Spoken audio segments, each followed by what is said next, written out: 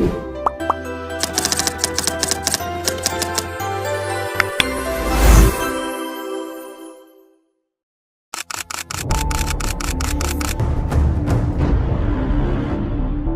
beberapa tahun terakhir, perekonomian Indonesia menghadapi beragam dinamika.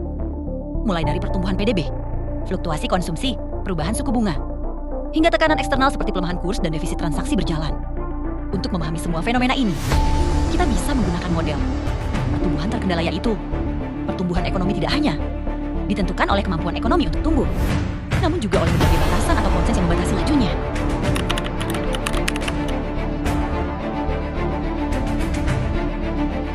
Kesimpulannya, pertumbuhan Indonesia dibatasi oleh 3 hal utama: keterbatasan modal, teknologi yang lambat berkembang, serta rendahnya tabungan nasional.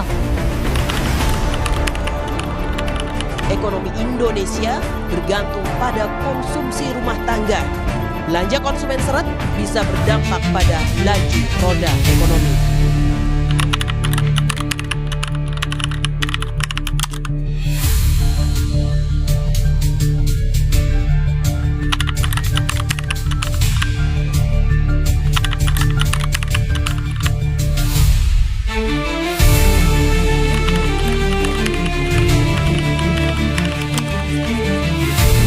Dengan kata lain, kenaikan suku bunga menciptakan 3 konstrain baru, yaitu keterbatasan investasi, melemahnya permintaan, dan meningkatnya biaya pendanaan.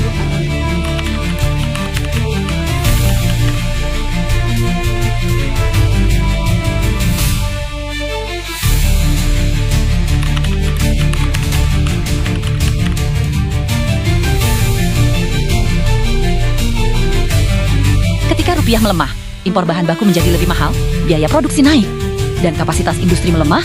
Ini menciptakan foreign exchange constraint yang menahan pertumbuhan ekonomi dari sisi neraca pembayaran.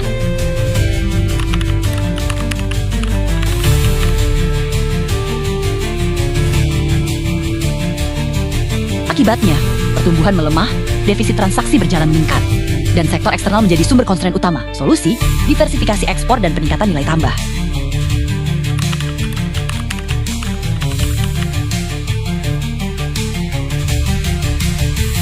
Ini menunjukkan kapasitas industri domestik belum mandiri dan pertumbuhan dibatasi oleh keterbatasan produksi dalam negeri.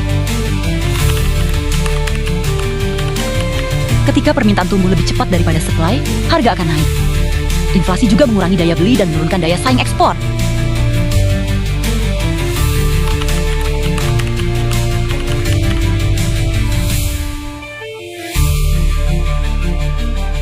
Setiap kenaikan permintaan berisiko menciptakan inflasi, bukan kenaikan output.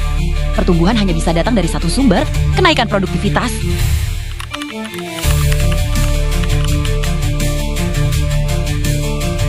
Defisit transaksi berjalan 3% menunjukkan bahwa pengeluaran luar negeri lebih besar daripada pendapatan luar negeri. Dalam hukum Taiwan, ini berarti ekonomi tumbuh lebih cepat dibanding kemampuan ekspornya untuk membiayai impor.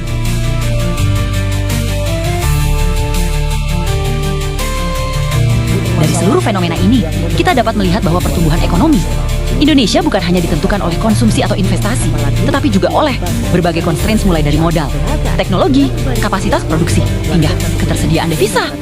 Dengan memahami semua batasan ini, pemerintah dan pelaku usaha dapat merancang strategi yang lebih tepat untuk menciptakan pertumbuhan yang berkelanjutan, stabil, dan berbasis produktivitas.